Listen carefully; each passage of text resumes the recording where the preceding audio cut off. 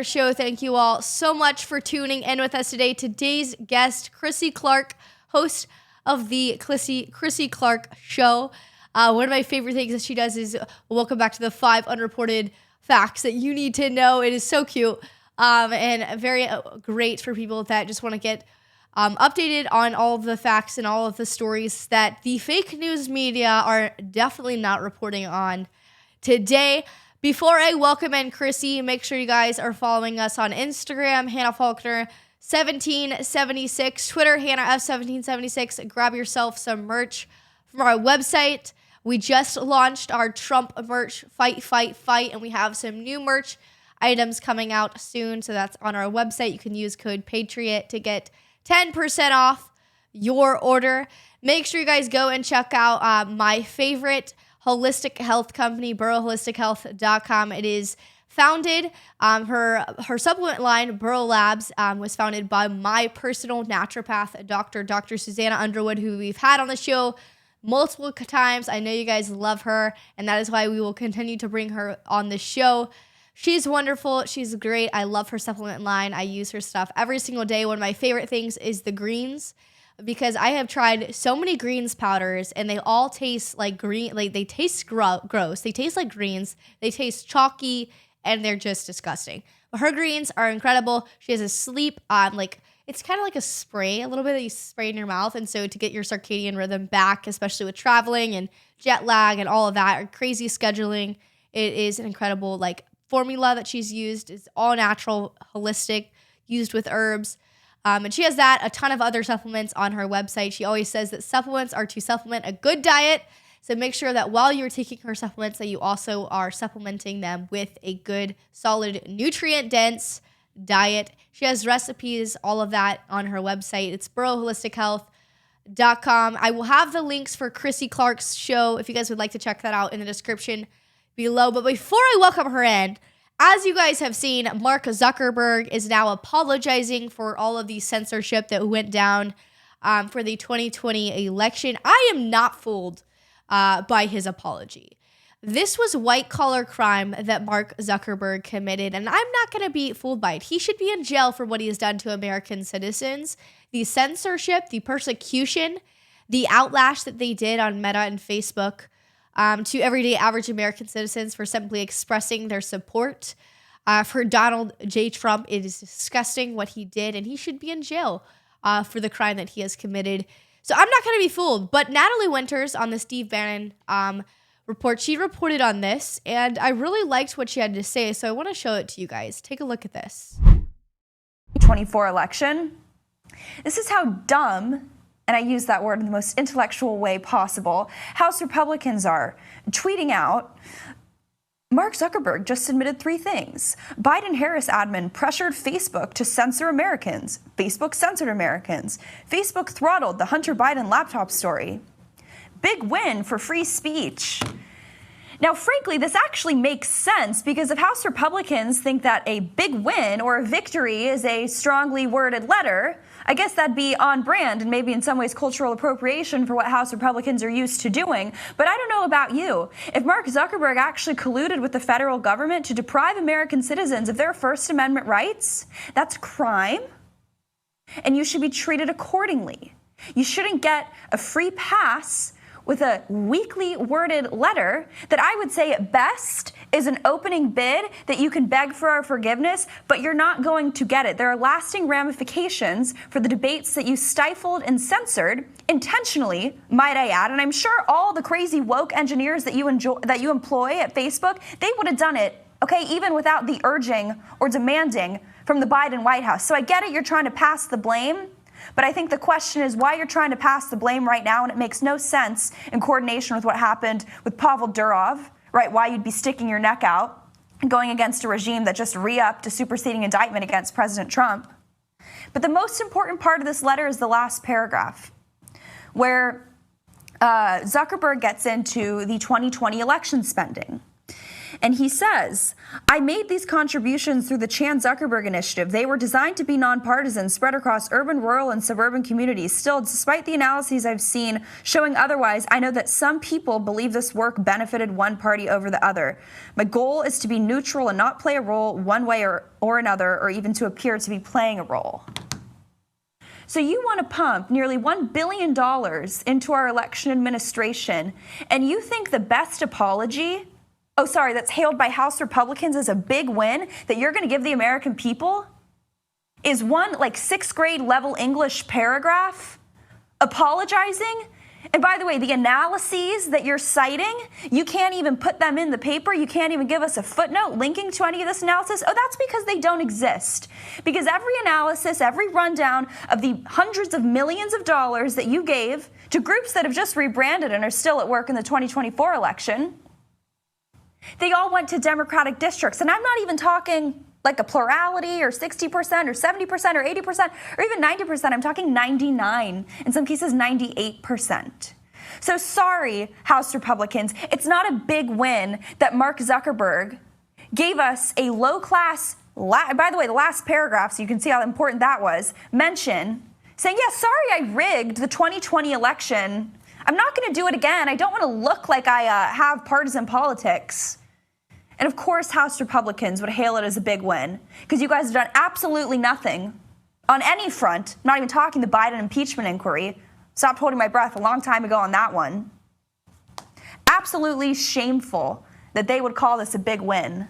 It's not a big win until Mark Zuckerberg is in jail along with all these other tech CEOs who have deprived you of your First Amendment rights on a myriad and litany of issues that aren't included in this letter. So no offense, not a big win, maybe for the tech lobbyists in D.C., but short of that, I don't think it's a big win for the American people. Jim Jordan, respectfully.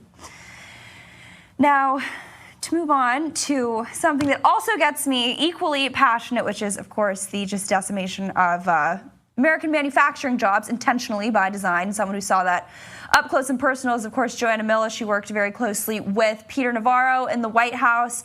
Now, Joanna, you sort of brought to my attention that there's some collusion going on between Mexico. Of course, the Chinese are always in on it, but trying to take even more factory jobs away from American workers. And the Biden White House, the regime, is just basically writing carte blanche checks to let them do whatever they want. Natalie Winters is not fooled. I'm not fooled, and neither should you be fooled by this apology. I really think that what he's going to do is he's going to censor us more in this upcoming election. He's going to censor conservatives and Republicans more, so do not be fooled by it. Stay alert. Stay on your heels. Stay in the fight, guys. I hope you guys enjoyed this episode with another fellow freedom warrior, Chrissy Clark. Check this out. All right, Chrissy. Well, thank you so much for coming on the Hannah Faulkner show today. It was crazy. I met you. It was a very crowded area that I met you at during the RNC. I think it was when Dana White was speaking. I'm like, oh, I think you're a Turning Point contributor.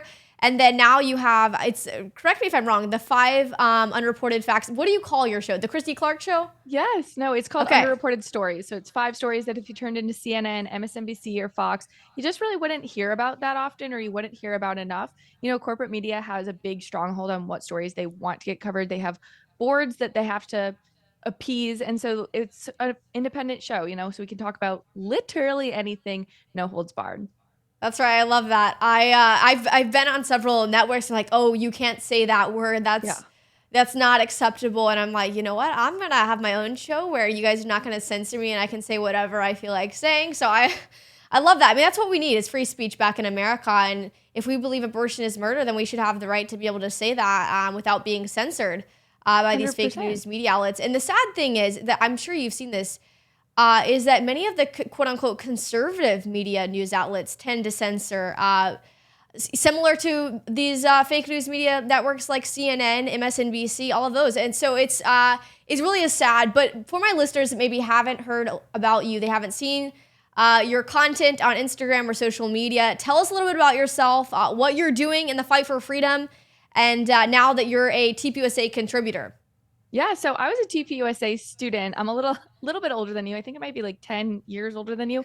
But when I was about your age, 17, 18, 19, I got really involved in Turning Point USA, started a chapter at my college campus. And that was back when Turning Point was quite infant. So this was the original Student Action Summit, all of that stuff I got to be a part of, kind of building the movement from the ground up, which I was really grateful for. I then decided I wanted to become a journalist, only to realize that journalism is in fact incredibly corrupt. And so I joined on. I went to organizations like the Federalist, the Daily Wire, the Daily Caller, all of them. Not to say those individuals or those companies are corrupt, but I just didn't like the way that the media landscape was working. And so I decided I think I'd actually have a lot more success doing this by myself. And so I started Underreported Stories back in 2020 and have kind of gone independent in the last year, really just harping on stories that mainstream media outlets won't tell you because of media bias on both sides. So we are always based in logic, facts, and reason. And so that's why I just try to put out the facts, put out the primary sources. Hannah, a lot of these news outlets and a lot of the creators that you'll see, some of them do an amazing job. And this is no flack to the creators, but some people will see a headline and just run with it. And they don't actually go to look whether the headline was accurate or not. That's a problem, within media. We should be able to just be able to trust the news sources that we have, but we can't. So we have to do more investigative work. And that's what I've been doing on YouTube, Rumble, X, all the good places.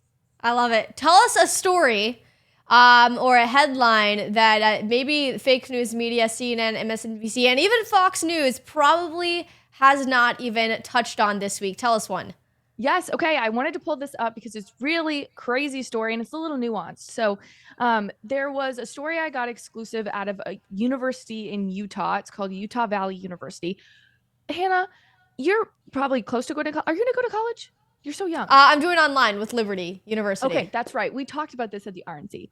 So great, you're at a great institution, but a lot of these college campuses, you have to meet with your advisors. You have one-on-one meetings with advisors in order to get your class schedule and all of this stuff.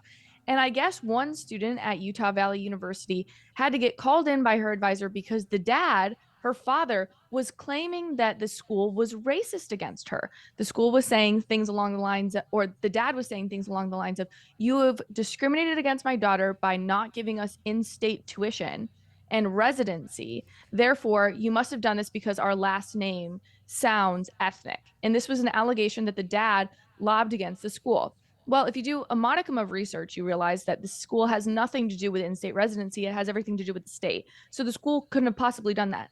That is what we call a racism hoax. And so this poor girl had to get pulled into her counselor's office. Mind you, she's a minority student. We don't know what ethnicity. We just know that she's a minority student. And her white counselor said to her, this is the situation. They worked it all out. And they said, hey, the state can take care of it. If you go to the state, you can figure this out. And so they get to the conclusion of this and they rectify the problem. And the young student who's, again, probably 18 or 19 years old says, I'm really sorry for my dad. That was really inappropriate. He kind of thinks everything is racist. And the white counselor goes, well, yeah, you've probably experienced racism too. You don't know you have because you're not educated enough. And I'm like, this is just the backwardness of leftist ideology that gets you to a place where you can look at a young student and say, no, you might not feel like you're racist, or you might not feel like you've experienced racism. You have, you're just not smart enough to realize it. From a white woman. I can't. It's so funny, Hannah, the way that they twist themselves, almost doing backflips on their own ideology. It is absurd. I mean, it's insanity what they're doing. But I mean, talking about the educational system, I remember I was homeschooled my whole life except for kindergarten, and I remember just the being 5 years old in kindergarten, and so I mean, this was how old am I? Okay, so 12 years ago. I'm already getting short-term memory loss at 17. No, but at 5 years old, I mean, in kindergarten, they were already pushing so much propaganda in the state of Tennessee. I mean, you live in Tennessee as well. Tennessee, is predominantly a conservative state. But unfortunately, we're becoming more and more woke because people are being apathetic. They're saying, oh, we don't have this stuff in our schools. It's not in the educational system here in Tennessee, when in reality, I mean, we have some of the worst books in many public schools here in Tennessee, and it's disgusting. I've seen them. I've read them in front of school. I mean, I'm sure you've seen them as well. You've reported on them. But talking about the educational system, I mean, critical race theory, the whole, like you said, this racism, like really what they're doing is they're trying to create a problem that doesn't exist. They're trying to create division. I mean, divide and conquer. I mean, this is a very clear agenda that we're seeing laid out in front of us. And if they can get this next generation through the educational system, then they can control all of society. So, I mean, from your experience, you were on a college campus, you said, right?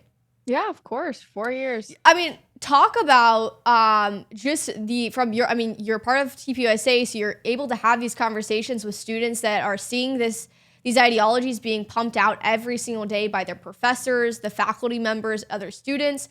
What is your, take on just all of this and your experience seeing this up close and personal of what's happening on college campuses and the educational system? Well, to your point of the educational system, I think you hit the nail on the head when you said apathy was kind of the kickstart of all of this. We saw a huge interest in the topic of education in 2020 when the kids went online because of COVID. They went to online school and parents actually had to start paying attention. Now, I don't like the talking point that like parents were lazy, like they just didn't care. Like parents have so much on their agenda. The last thing they should need to do is have to pre-screen everything that goes through their kids' school. The school should do a good job at filtering out what's appropriate and what's inappropriate. But I think that if you say the public school system is kind of the root cause of this, you're forgetting that the public school system starts with kids that are educated at the college level. So I will say I want to speak on behalf of myself and not on Turning Point when I talk about how Donald Trump in 2016, his election was pivotal for how things changed in the education system. Most of the time before I started college in 2015, so I felt and witnessed this shift when I was there. Yep. In 2015, I started college. I was conservative / Republican, whatever at the time. And I could have a conversation with a liberal / a Democrat and no one really cared because no one really identified themselves. People were just like happy go lucky. They didn't care. When 2016 came, it became this stark reality that you had to go, okay, I need to identify myself as either pro-Trump or anti-Trump. And you saw a massive shift on campus in the way that people felt they had to almost combat everything Trump said and create these safe spaces for students. And you saw that in the educational programming. So it was no longer just teaching for the sake of teaching. It was teaching in order to combat Trumpism or teaching in order to combat wokeism. You know, it never, and I say that because yes, wokeism is very problematic, but also not talking about all like the regular issues of just like teaching math and teaching science. Like that's what I want school to be. I don't want school to be like this conservative bastion. I just need it to be the facts and logic and learning about math and science and reading and writing. That's all I want. I don't need it to be like conservative school and liberal school. I just want it to be school. But that got lost in the 2016 election and we saw a massive shift. And so obviously liberals took over because they're predominant in the education sphere. And so that is how I think we got to the public school crisis that we saw in 2020. You see a bunch of young teachers come out and this is the crap they're teaching because this is the crap they're learning in school. That's right.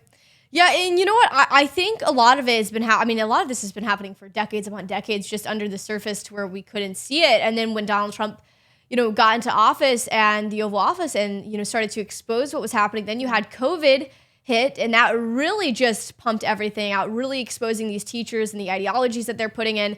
But I remember doing research the other day and just going back to sex education, and a lot of people think this is kind of a recent thing where they're teaching gender ideology in schools. Oh, it's just been within the past 5 years. But in reality, they started putting gender identity, gender ideology in sex education all the way back into the 80s and 90s, pushing this idea to this generation, that if you're a male or female, there's no difference. It's just a social construct. We want to understand, you want you to understand that just because you're a male or you're a female, you're born as that makes no difference at all. It's just a social construct and how you want to identify. And so they were pushing this already back in the 80s and 90s, and now we're confused. We're wondering how in the world do we have men and women's sports? But the reality is, the truth is that this has been very well played out. This stuff has been happening. That's 30 years ago. 35, 40 years ago, they were already, what'd you say?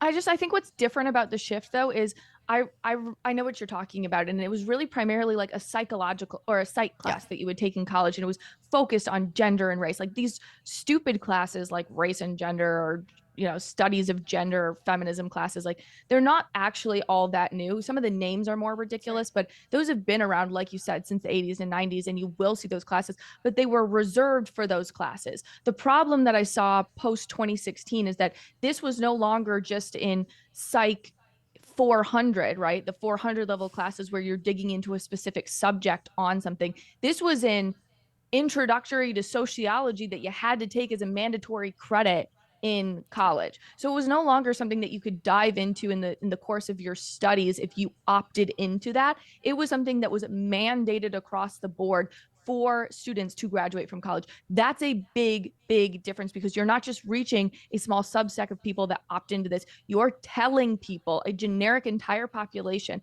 that this is fact and truth when they're just trying to get an A in a class that they don't even want to be in, because we're just taking generic credits at colleges. In today's healthcare landscape, the CDC, the medical industry, and big pharma rely on complex pharmaceutical regimens that oftentimes leave Americans searching for more and more medications. That is why I am proud to support and partner with my doctor, Dr. Susanna Underwood, a board-certified naturopath and master herbalist. Dr. Underwood has created her own private line of supplements, Burrow Labs, to deliver real solutions to the highest quality and efficacy. At Burrow Labs, each supplement is strategically designed by Dr. Underwood to cater to not just the individual, but the general public, ensuring effective results rather than just putting a Band-Aid on the symptom, which is often what big pharma and the medical industry tend to do. It's time to stop settling for subpar health solutions and start experiencing the benefits that come from supplements that deliver real results. Visit burrowholistichealth.com to learn more. All right, Freedom Warriors, if you're like me, then you are absolutely fed up with all of these companies going woke, buying into DEI, affirmative action, and supporting men like Dylan Mulvaney, who think they are women, who are absolutely mentally delusional, putting on a caricature and a fetish of womanhood. You are not a woman, you will always be a man. If you're fed up, then you're gonna wanna support a company like Freedom 2.0. This is the first freedom-fighting conservative water bottle company. And this is more than just a water bottle. This is a company that is rejecting these woke ideologies and saying enough is enough. They are embracing freedom of speech, embracing what our founding fathers intended our country to be, and they're continuing to speak freely. I'm excited to be partnering with them. Make sure you guys go and get your Freedom 2.0 water. Don't be lame. Get your Freedom 2.0 water. God bless. Well, I mean, and that's the problem nowadays is I think it was Steven Davis, or I cannot remember the other guy's name to save my life. He was an Olympic athlete. Oh, yeah. But they did this video. Yes, they did this video basically responding to this chick who was like, I'm pretending to be a liberal for a day so I can get a good grade. And I'm like, oh my word, that's so sad. I know a girl, you probably have heard of her, Olivia Krolchak. She was failed for saying the word biological woman on a paper about feminism. And she was just getting to the root of it, just on how, some of the greatest achievements of women. And she said biological female, and they failed her. They gave her a 0. I think they called it, it was a heteronormity or something of that. So they create all of these weird, crazy, psychotic terms every day. But regardless, I mean, the fact that they're failing students, and this was a required class, like you just said, it's not just something that you can choose to take. This was a required class that she had to take on DEI, and that paper was on feminism. But now they're failing students just for basic facts. I mean, this is it wasn't controversial, just biological female.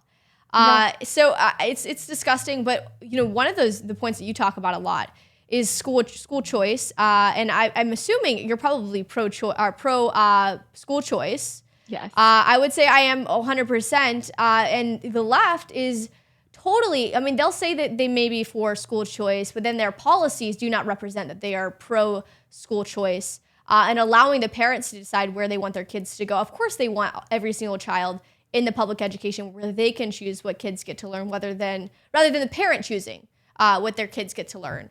So, I mean, what are the recent news, the new headlines going around about school choice? What's the left trying to do with this? Just a common sense idea that parents, we live in the United States of America, and if a parent wants to choose where their kid goes to school or whether or not they want to homeschool, they should have that choice. And they have that choice in the United States of America, but unfortunately it's being stripped from them. So what are you seeing on the school choice topic? Well, I think it's a big reason why you're seeing Governor Tim Walz selected as the VP nominee, he is very anti-school choice. And Shapiro is kind of more of a moderate on it. A lot of the common political chatter, we'll say, behind closed doors was that Shapiro was the more formidable candidate against a Vance-Trump ticket or Trump-Vance ticket. So trying to get to the logic of that was very interesting of why Kamala did not pick him. Now, a lot of people will say, oh, it was anti-Semitism. It was the fact that he's Jewish. But I think there is an undergirding issue of the fact that unions run the Democratic Party for the most part. And the public school union that is Randy Weingarten and Becky Pringle, they are ruthless in the way that they lobby the Democratic Party. And I think that was a massive problem because Josh Shapiro holds the views that most liberals, your average moderate liberal, and in fact, a lot of Black women specifically, if you look and dig into the polling on this, they're in favor of. It's school choice programs that allow inner city kids to opt into magnet schools, opt into schools that are far superior than the public school systems in, let's say, DC or Atlanta. These are awesome options for low-income kids that provide them with an opportunity that they wouldn't get anywhere else. Yeah. And Shapiro has a moderate stance on this, kind of the same moderate stance that you actually see in DC. DC's radical in so many ways, but in school choice, they kind of get it right-ish, where they have lots of magnet schools and they provide lots of school choice options for kids, which is amazing.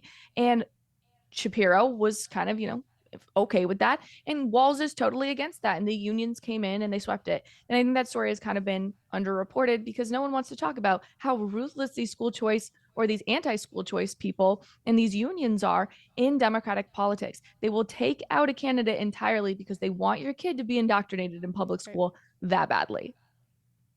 I think that's just, one example of the ticket of Kamala Harris and Tim Walz. I mean, this is, truly one of the most communist tickets that we've seen in American history. And, I'm sure you've heard this too, where people are like, oh, I think the term communism is overused in America. This isn't communism. It's, maybe it's just far, it's a little bit radical, but this isn't communism. And to me, when I have people that have lived under communism, they say, it's kind of an insult to me because I have lived under Mao's Cultural Revolution. I lived through it. And when I came to America, I sought out the American dream. And it pains me to say that right now what's happening in America is so close. It's so similar to the beginning of Mao's when he was ruling over China. And so, I'm not sure if you've been able to talk to, I know you guys have Naomi Park. Is that it? Yeonmi Park. Yeah. Yeah. On your contributor list, and her story coming from North Korea, just living through this tyranny, really this dictatorship, and coming to America, seeking out the American dream and realizing that, oh my word, this is becoming just like what I lived under. And if the American people don't take a stand and wake up and realize it, we're going to be worse than them. We're going to be just like them. Yeah, very quickly if we don't wake up. Pockets too, Hannah, like very small pockets, but well, not very small, but you'll notice it in subsects of the population right now. So I'm 27 years old, about to get married in a couple of weeks, and we're looking for a house to live in, which would be wonderful. And we both make plenty of money. I'm not going to go into that, but both my fiance and I have very high paying jobs that makes no sense why we would ever be priced out of the housing market. We would have to go hours away from the city just to afford a house that would be a shack near nothing. And it's because the interest rates and the way that the economy is running, food prices are so high, basic gas is so high. We are losing, our savings are dwindling. The stock market was tanking not that long ago either. All of our assets are tanking, and it makes it almost impossible to buy into the American dream. And I know a lot of young conservatives, I hate to be that person that's like, oh, Five Alarm Fire, like I am hopeful things will change over time. I'm always thankful because I believe our Lord has got us covered. But at the same time, just looking at the reality of the economic state, I don't understand how you could vote for this if you're in this age group and you're trying to purchase a house. If you're living in your mom's basement, okay, cool, you're the lucky one. I didn't vote for this though, Hannah. I want to buy a house at a normal interest rate, and yet I am priced out as a hardworking, saving, frugal American citizen because some communist wants us all to believe that we should live in apartments for the rest of our lives. This is totally okay. And you shouldn't get married till you're like 32. You don't need to leave the apartment complex until you're 32 because there's no reason you should be married. Like, the list goes on and on and on. And I start to get in my mind, getting a little conspiratorial, that, oh my gosh, they don't want me to own a house. Okay. They want me to stay in this apartment. They want to make sure I'm not a landowner. They want to make sure I don't own property. This is what the government wants. I don't want it. And it is not the American dream. And it is so much more difficult to attain than it was even 10 years ago. That's right. Yeah, it's so sad. I know that the average, like the amount that someone needs to make, a year salary wise in their income has doubled, tripled under what it was under the Trump's administration compared to now, under the Biden regime. And it really is sad because, like you said, I mean, the American dream is dwindling every single day. These young people, I mean, they're losing hope in America because they can't go out and buy a house. They want to get married. They want to, have a family and, like you said, live out the American dream. But unfortunately, under this current regime, they cannot. But I think that's where it comes in of, okay, like now it's our choice. Now we're, being able to vote. So what are we going to do with this opportunity that we have to change the directory of our country? Are we going to take a stand? Are we going to get involved with organizations like Turning Point USA? But before we talk about that, I did want to talk a little bit about the transgender movement, because that is that was one of the things, the biggest thing that got me involved, seeing especially, our generation being duped by the medical industry, Hollywood, the media, the educational system. I mean, nearly every single institution in our society is pushing out this transgender ideology. So if you feel like a boy, if you feel like a girl, that's okay. You can change your sex. And it really is sad because everything about these genital mutilation surgeries is in defiance of science, nature, reality, and just common sense. Yes. But the saddest part about it is you've got Chloe Cole. I'm sure you're familiar with her. You've got thousands upon thousands of individuals just like Chloe Cole that were stripped away from their ability to breastfeed their children in the future, potentially not be able to have kids. They have joint issues, just from what the medical industry has done to them. But I mean, talking about that, because this even goes further than just the mutilation of our body parts. I mean, this is an ideology that is confusing an entire generation of children. Yeah, but that's what, I mean, I know that we fight a political battle here, but we also fight a spiritual battle as well. And when the enemy comes to kill, steal, and destroy, part of that kill, steal, and destroy is confusion. And that is what is being put into the minds of our young kids. They're being confused on purpose. It is meant to tear them apart from their creator. And I think that is ultimately why we see the destruction of the family come through, or be one of the disgusting, sad, withered fruits of this ideology. You read it time and time again. I'm not anywhere near this. I have like a second cousin, I think, that suffers from gender dysphoria. But other than that, I've kind of been untouched by this issue. I'm familiar with people, but I'm not like touched by it. But I read this Substack called PIT, Parents with Inconvenient Truths About Transgender. And the way that rips apart families, it's not about just the internal battle that we feel as individuals. I always feel so bad for people that suffer from gender dysphoria. It's so sad, because we experience this as youth as well. The generation before, like millennials, they suffered through their own form of transgenderism. It's called anorexia. It's an ongoing social contagion that will honestly devastate populations. And that's what's happening with the trans movement. And so you want to feel sympathetic for people that go through this. I don't want to be coloring them all as evil, bad people. There are a lot of just young, confused kids that thought in, the early 90s or late 90s, oh, well, if I was just skinnier, people would like me. Or now it's, well, if I was just a different gender, people would like me. That is the mentality. The problem is that this is tearing apart families in a way that with the court system that other problems and social contagions like it before didn't do. You see it because therapists, if you read Bad Therapy by Abigail Schreier, it is such a good read. But terrible therapists, terrible judges, and very political judges are tearing apart families by telling people that you have to be on board with this trans ideology or you're a terrible person. That's like, it's the same thing as anorexia. It's like telling your child, or a court ordering that if you're not okay with your child recognizing that they're an anorexic, that you're somehow a bad parent. No, you're trying to help them and further explore with them that this is not something you need to be confused about. You don't need to be confused about your weight. You don't need to be confused about your gender. This is not a problem for children to have. It's sincerely not. That's right. Well, I mean, and one of those is the media. I mean, the media pumping this out every single day. And a lot, I mean, even, for millennials, a lot of that had to do with, like you said, this social contagion. It really is sad. It's horrible what's happening to millennials, or to what, to the anorexia like crisis that they saw, but also now to this transgender problem.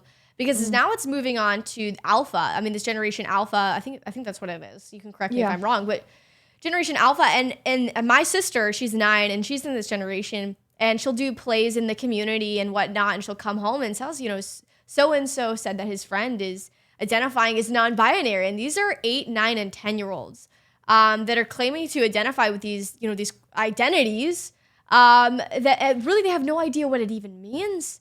And like you said, this is a social contagion. It's kind of just like, oh, this is cool. I'm gonna be that too. Okay. And the teachers, unfortunately, in elementary school and middle school are saying, affirming it oftentimes. So, it's just sickening to see. It is so sad. I mean, I've even watched it in front of my face, where the kid's like, yeah, I identify with they, them pronouns. And these are like 9 and 10-year-olds. And it's tragic what's happening. Yeah. But I mean, talking about the media, because a lot of, even further, through social media platforms like TikTok, where a lot of kids, this generation, a lot of their news comes from TikTok. And on TikTok, unfortunately, there is a lot of fake news, a lot of propaganda, a lot of stuff that's fueling these ideologies. But like you said, you have the Chrissy Clark show, you talk about facts and stories that the fake news media wouldn't talk about. But how have you seen really just the media really affect society? Because this is Generation Z and millennials are kind of the first generation to have 24-hour news cycle in their face 24/7. They can watch the news, they can access anything they want 24/7. Yeah, and having that much information is overwhelming. And I think that's actually why you see a lot of these I call it a purpose crisis. You're seeing this purpose crisis. It's why people glom onto ideologies like transgenderism, is because they're seeking purpose and they're seeking understanding for their life. And you have to be, we're created to worship something. So if you're not going to worship the Lord, then you'll worship yourself. And so you're trying to find purpose in this world. And that's how we got to this kind of crisis. And having access 24/7 to information that will make you anxious, sad, depressed, confused, of course, that's going to lead to a crisis. Of course. Like, I don't know how this is news to anybody. I will say the mainstream media, the CNNs, the MSNBC, the View, the garbage places, they don't have as much power over people our age. I don't know the last time you've ever turned that on. I haven't had cable since I lived with my parents in 2014. So I haven't had cable in like 10 years. So truly, I don't turn that kind of stuff on. I'll watch like Newsmax, which I'm a contributor at, every now and then if I'm looking for something specific. But all in all, I get most of my news from either reading it or consuming it on social media. So my big encouragement to people is speak out on these platforms. Now, I'm not saying everybody needs to turn their social media platforms into platforms like ours, right? Like, you can live your life and happily post cute pictures and not worry about making everything hyper political. That's not what I'm advocating for. But Gen Z, Gen Alpha, we are getting our news from our phone. Even millennials, we get our news from our phones. So I get very frustrated by the conservative movement, or even the Republicans, that say, oh, well, there's no need to work with influencers. There's no need to, utilize TikTok. We should ban TikTok. No, we should get on these platforms and we should advocate for our positions and we should fight back. I don't like this idea that we need to cede ground. Oh, well, that Hollywood's super liberal. Like, I would never flourish in Hollywood. No, go in there and change it from the inside. Advocate for it. Create alternatives, get involved and fight back. I get very irritated by the apathy that comes from the conservatives and the Republican Party in general when it comes to this fight. Get your money, spend it on people who are going to advocate for the right policies, and move, because look at what Kamala's done and Tim Walz have done in this short amount of time. They've galvanized influencers. They pay people to go out and create content and join them at these events, and they make the events look cool, even though they're freaking lame. Like, this is the future. And if you want to be a part of the future and galvanizing young people, unfortunately, even if it's cringy to you, you got to do it. So I just get very, very frustrated. As you can tell, I'm very passionate about this. I just feel like if we just put some money and resources into this, the party would see dividends down the road outside of just the 2024 election. No, I agree 100%. But talking about this next generation specifically and how they can get involved, I think, a lot of our generation I had a conversation with a group of about 15 girls last night, and we were like, I asked them, I was like, what is the one thing that you just find yourself, it kind of just lurks you back, and you're like, you know what? I'm not going to have that conversation. You know what? I'm just not feeling like making that post. What is stopping you? Is it because you feel like if someone asks about it, you're not equipped? You don't feel equipped enough? You don't feel educated enough to combat the argument? You don't feel like you're, well known enough? You don't feel like it's going to make as much of a difference as maybe someone like you and your platform have? So what would you say to these young people, especially, getting involved, taking action? Because reading the news, watching, looking at Twitter is one thing. Educating yourself is, the number one step. But now it's time to take the information that we have and take action. Because we can complain all day long about what's happening in our country, but what it comes down to is, what are we going to do about it? What are we going to do about what's happening in our country? What do we want our nation, this generation to be known for? So what would you say to young people specifically? Kind of curious, first off, how can they get involved? What would be your advice to them as they're getting involved with these issues and having these conversations? What would you say to them? Yeah, well, not everyone can be as intelligent as you are at your age. When I was 17, I was so dang dumb, but college was a time for me to learn. And I know a lot of people think that, college is a time to never do anything. You just party or whatever, blah, blah, blah. It is actually a great opportunity to critically think. And if you get involved in a Turning Point chapter, for instance, we would have debates all the time about critical issues. And it really helped mold my opinions because I was forced to do research. So that would be my first obviously pushes. Join Turning Point. I loved it. I'm literally a byproduct of it. I don't just say it because I work there now. I say it because I am a result of the program. I loved it. Second, I would say don't be afraid to be wrong. You're going to have opinions that you're going to see maybe Tucker Carlson talking about, and you're like, oh, that's such an interesting point. And you're going to glom onto it. And then you're going to take it to your friend and you're going to present it. And they're going to be like, but wait, what about this? It's okay to be wrong. It's okay to take your time in debates. You don't have to have these like punchy back and forth 1, 2. You're not on social media. I know like we have our conversations sometimes like we're being recorded because we're so used to having phones on us at all times. But it's okay to sit down and have a slow conversation, sit there and Google things and learn from the other person too. It's not always about being right. Sometimes it's just about learning. And I would rather take those 4 years of college to critically debate and critically think and learn my positions than start just speaking out and spewing it on the internet. So that's not to say or discourage people from going out and speaking out if you feel like you're well informed, but don't feel afraid to get involved in, skirmishes, and don't be afraid to be wrong, because the worst thing that happens is you're wrong and you learn something and you move on, and that's okay. So that would be my biggest piece of advice for young people. I love it. Chrissy, if my audience has any questions, if they want to get involved with Turning Point, if they want to reach out to you, watch your show, get informed about the 5 unreported facts and stories of the day, how can they find you? If you have any last thoughts, please share them. Yeah, of course. Well, you can always find me on YouTube, X, Instagram, TikTok, all the places.